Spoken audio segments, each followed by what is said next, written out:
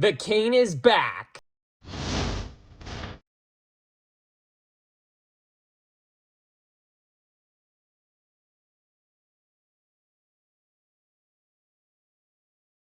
Hello and welcome to the table, and today I'm back with another deck tech video, this time for Cad Bane Green. And man, I'm looking forward to it because it's been a minute since I've done a Cad Bane video, and I absolutely love Cad Bane, and I think this is the best list yet.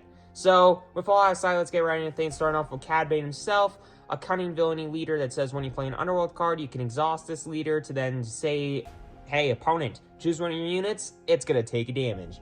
Once you have 6 or more resources, it flips into a 2/8, raid 2, and whenever you play an Underworld card, same thing to your opponent, except it's once per round, and it's 2 damage.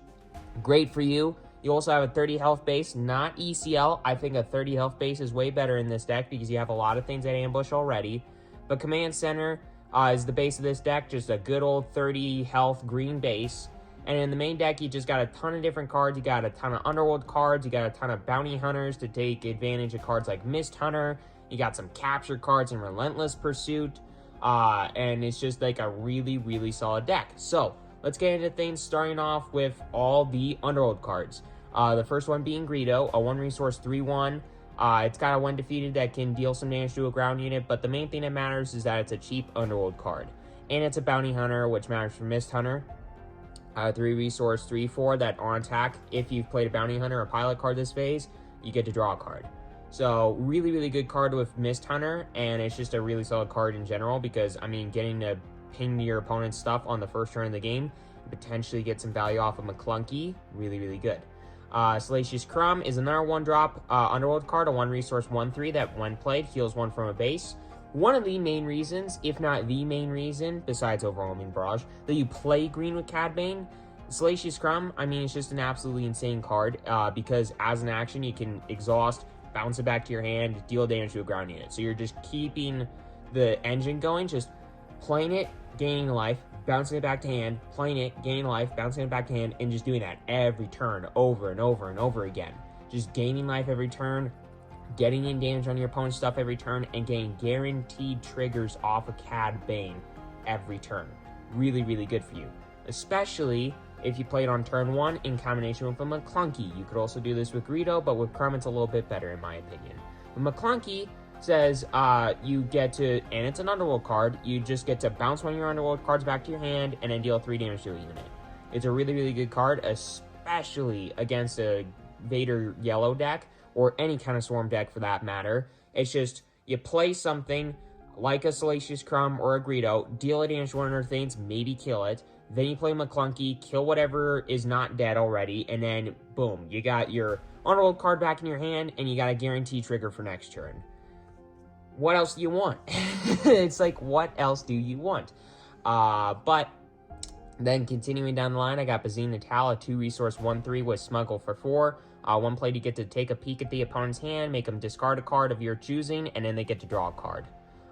So it's a really good way to just take whatever the best card out of your opponent's hand is, and then just, yeah, completely mess up their game plan and just say F you. It's like an absolutely busted card in this deck, especially with Klounkee, and you can smuggle it.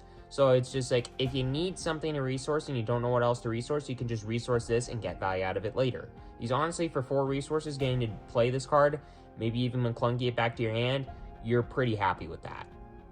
But then I got Cartel Spacer, a 2-resource 2/3. When played, if you control another cunning unit, you get to exhaust an enemy unit that costs 4 or less. It's just a great card. It can exhaust some stuff if you really need it. Otherwise, it's just a space unit that you can play on turn 1.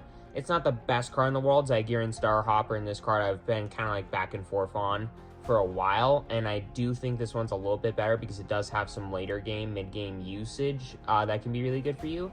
But still, Cartel Spacer, it's a space unit, and it's an Underworld card, and you kind of just need a good 2-drop that does that, and can still be useful in the later portions of the game, and this card does that.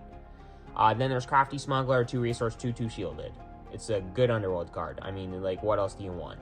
But then getting into the 3-drops, there's Boba Fett, a 3-resource 3/5 legendary that on attack, if a unit is attacking, if this unit is attacking an exhausted unit that didn't enter play this round, you get to deal 3 damage to the defender.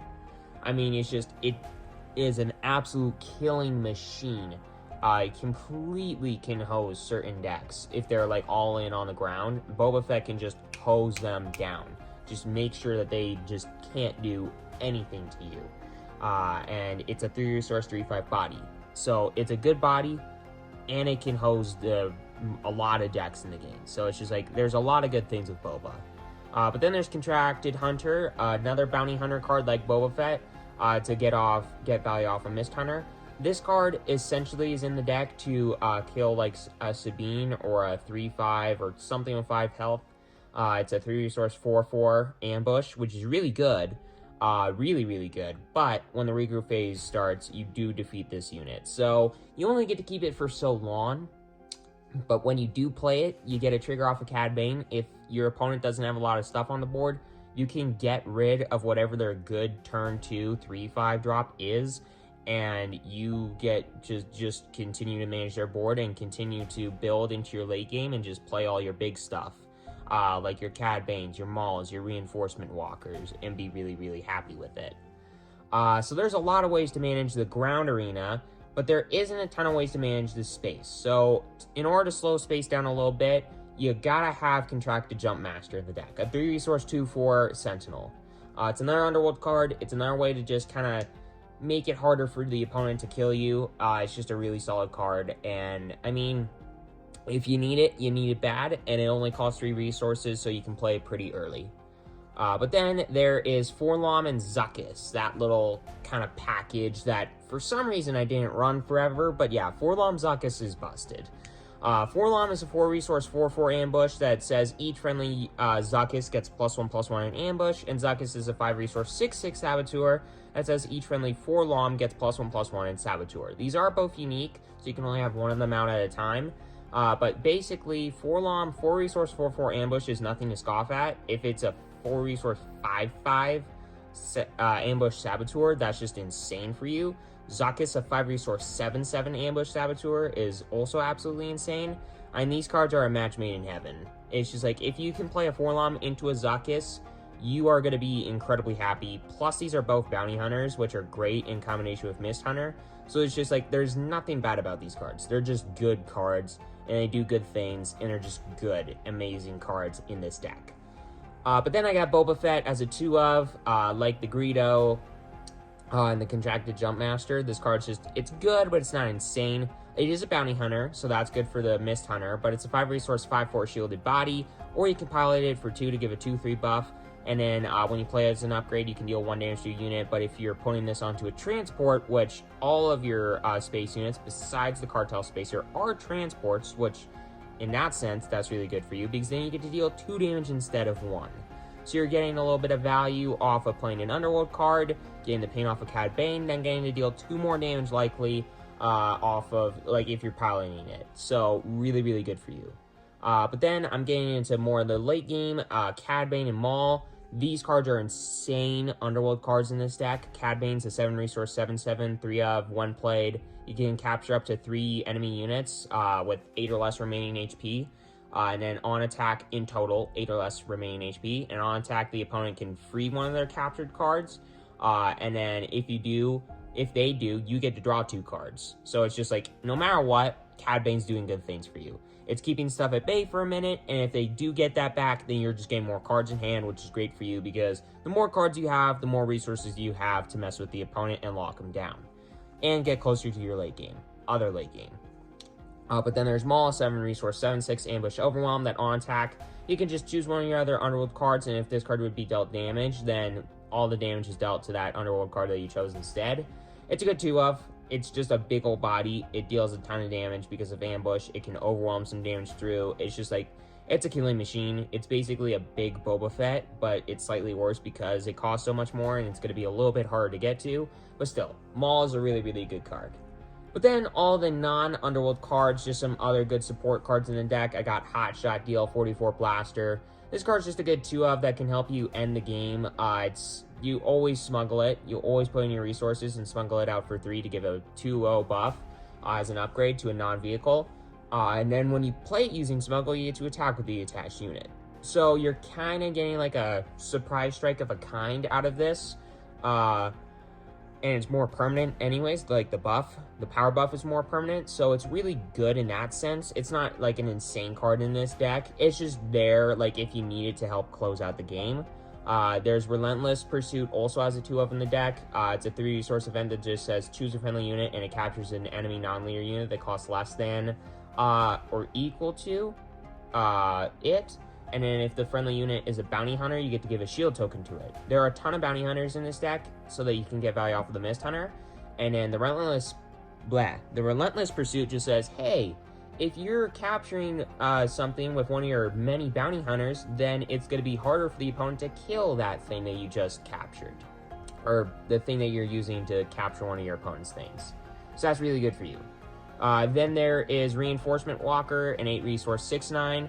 That when played on attack, you get to look at the top, and then you either get to draw that card, or you can just card and heal 3 from your base. So you're either getting card advantage, or you're healing if you need it.